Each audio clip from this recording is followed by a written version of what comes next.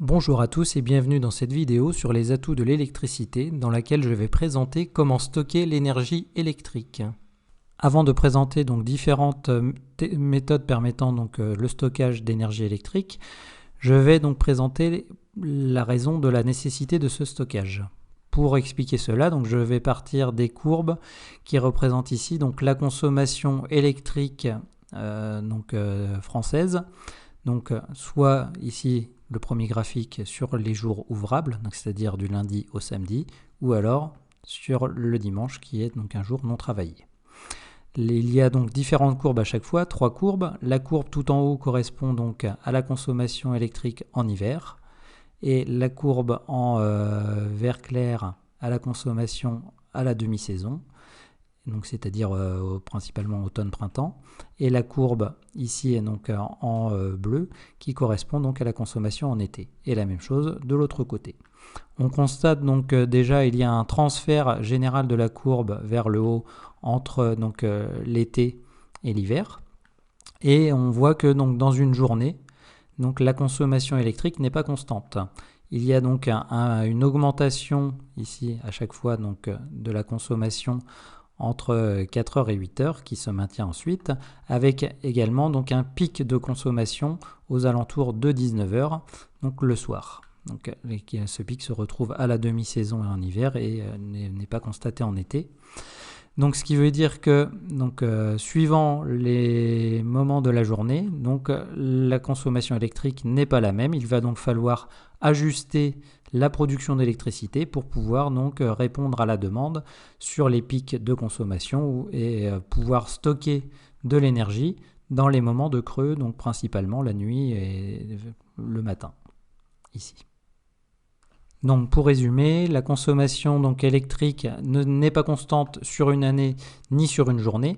Il va donc falloir stocker de l'énergie électrique dans les périodes creuses pour pouvoir ensuite disposer d'énergie en grande quantité lors des pics de consommation. Le principal problème en lien avec l'énergie électrique, c'est que cette énergie n'est pas directement stockable. Il va donc falloir la convertir. Un premier moyen pour stocker de l'énergie électrique est de convertir cette énergie électrique en énergie chimique. C'est le principe de la batterie.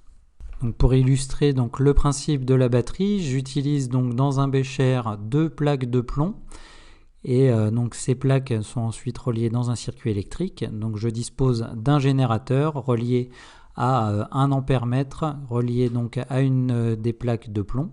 L'autre plaque de plomb est reliée à un interrupteur et l'interrupteur est ensuite relié au générateur.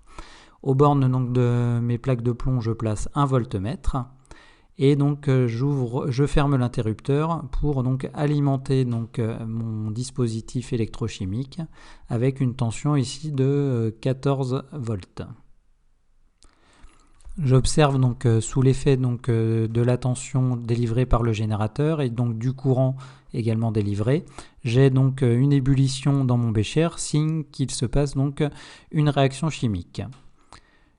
Au bout d'un certain temps, je coupe le générateur et j'enlève le générateur du circuit.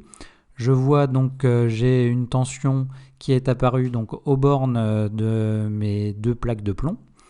Si maintenant, à la place du générateur, je place un petit ventilateur constitué en fait d'un moteur avec une hélice, si je ferme l'interrupteur, cette fois je vois que l'hélice du moteur tourne, donc l'énergie électrique accumulée dans le bécher est restituée, ce qui alimente mon ventilateur, et je vois que la tension au fur et à mesure aux bornes de la pile de mon bécher chute jusqu'à ce que le ventilateur s'arrête, signe que toute l'énergie électrique accumulée dans le bécher a été restituée dans le ventilateur.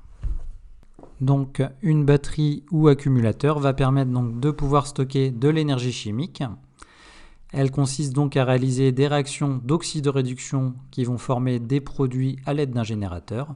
Une fois ces produits formés, si on réalise l'opération dans l'autre sens, les produits vont réagir pour ensuite redonner de l'énergie électrique. On peut également donc stocker de l'énergie électrique en la convertissant sous forme d'énergie potentielle. C'est le principe d'une STEP. Donc, on peut également donc stocker de l'énergie électrique en la convertissant sous forme d'énergie potentielle. C'est le principe d'une STEP. Une STEP est une station de transfert d'énergie par pompage. Elle consiste à utiliser donc deux retenues d'eau, une retenue en amont et une en aval. Au moment donc de forte production d'électricité, on alimente donc une turbine pour faire passer de l'eau de l'aval vers l'amont. On stocke donc de l'énergie sous forme d'énergie potentielle. Cette énergie est ensuite restituée dans les moments de forte consommation électrique.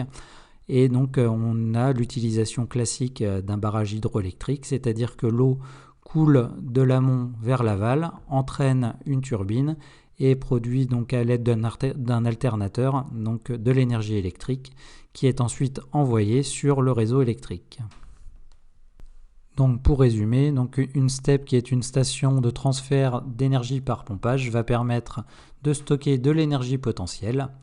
Cela consiste donc à pomper l'eau d'un bassin en aval pour le stocker en amont dans un barrage.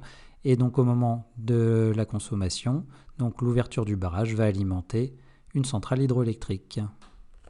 Dernier exemple donc de stockage d'énergie électrique avec cette fois le stockage sous forme d'énergie électromagnétique qui utilise donc un condensateur. Un condensateur donc est constitué de deux plaques métalliques séparées par un isolant. Il est caractérisé donc par sa capacité qui s'exprime en farad. Plus la capacité est grande et plus on va pouvoir donc stocker d'énergie électromagnétique. Pour illustrer donc ce stockage d'énergie, je vais utiliser donc un condensateur d'une capacité de 33 000 microfarads. Donc c'est une capacité assez importante, même si aujourd'hui on arrive donc à fabriquer des condensateurs qui ont des capacités de l'ordre du farad. Ce condensateur, donc initialement déchargé, est placé dans un circuit électrique contenant donc un générateur relié à un ampèremètre, qui est relié donc à la borne rouge du condensateur.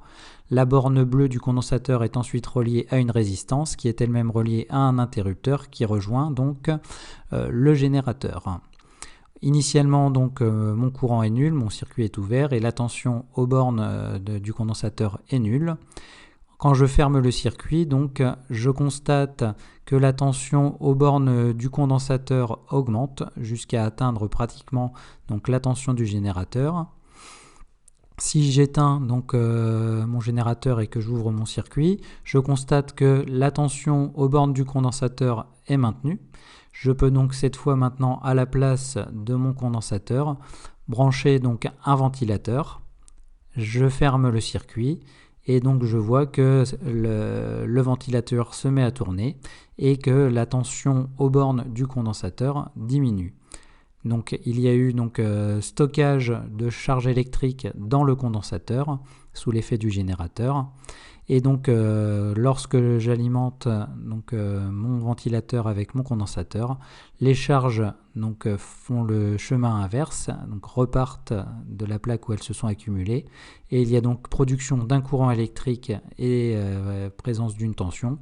Et donc présence d'énergie électrique qui permet donc d'alimenter mon ventilateur. Pour résumer, donc, un condensateur permet de stocker de l'énergie électromagnétique une fois chargée. Donc, cela consiste à accumuler des charges électriques sur les électrodes du condensateur et ensuite à libérer ces charges pour alimenter un autre circuit.